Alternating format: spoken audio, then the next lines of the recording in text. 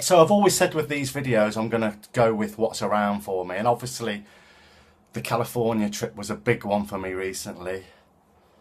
I took a lot from that. Body, sounds cheesy, but body, mind and soul, I feel like I learnt a lot. And obviously myself and Bob does a lot of work helping people, and I'm a therapist. Bob helps people on a spiritual level as well.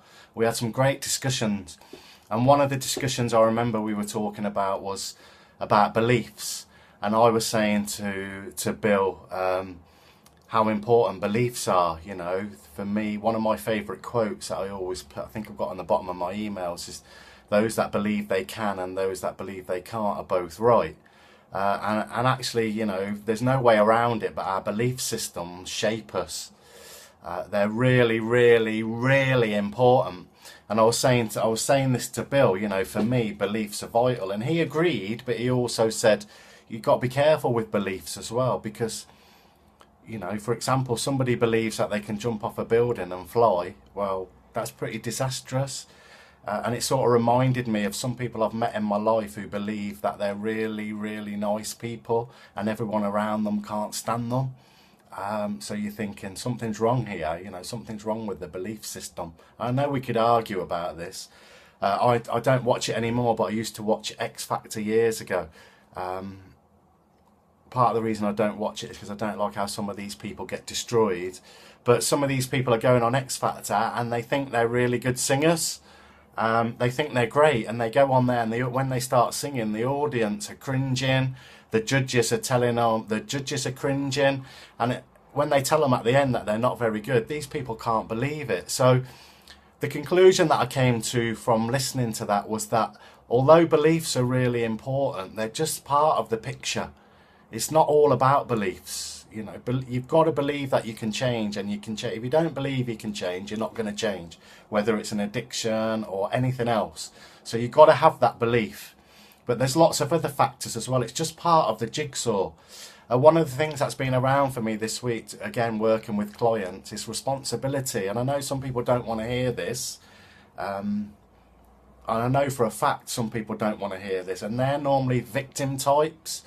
You know, victims blame everybody else. They don't want to take any responsibility. When I'm doing couples counselling, normally the guy's blaming the woman for everything. The woman's blaming the man for everything. And that's okay, but while we're blaming each other, you know, while I'm blaming you, I don't have to work on myself. It's all your fault. I'm waiting for you to change.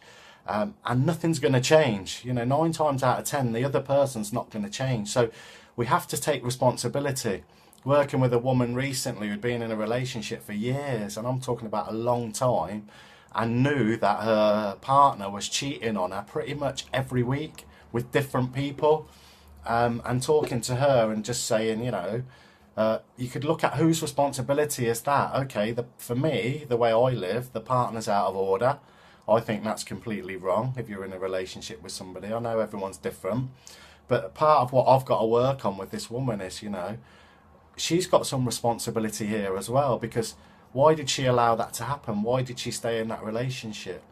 You know, did she enable her partner to keep doing this? So responsibility is massive.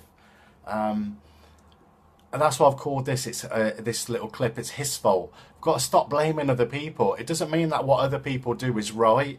You know, quite often people do things in our life that's completely wrong, but we've got to take responsibility. You know, what's my part in this? You know, why am I allowing this to carry on happening? What can I do about it? So I've said this before, that when we point at other people, one finger goes towards them, but 3 fingers come back towards us. And there's a big clue in that. The first person that we need to work on in our lives is us. And to do that, we need to take some responsibility. And like I said, I know there'll be people listening to this that maybe are in victim mode and they don't want to hear that. But they're the type of people that are not going to change. While you're blaming somebody else, you're not going to change. And I also know there's a point in life where, you know, if people are really ill, they've got depression, they've got severe anxiety, psychosis and things like that. That's a little bit different. Once you've reached that stage, it's a little bit different. All the self-help books, the inspirational talks and things, they don't really help when you're at that level. But that's different. most people are not at that level, and you can stop it from getting to that level by working on your belief system and taking responsibility. They're just two parts of the jigsaw, you know, that I want to look at with people. On their own, if you take responsibility for everything that happens in your life, that's not necessarily a good thing. But as part of a bigger picture, taking responsibility is really important. And that's the message I wanted to share today. It's sort of part of the discussions I had with Bill when we were travelling. Hope everyone's okay. Enjoy the rest of the weekend. Enjoy this sunshine. And hopefully speak to you soon. Take care.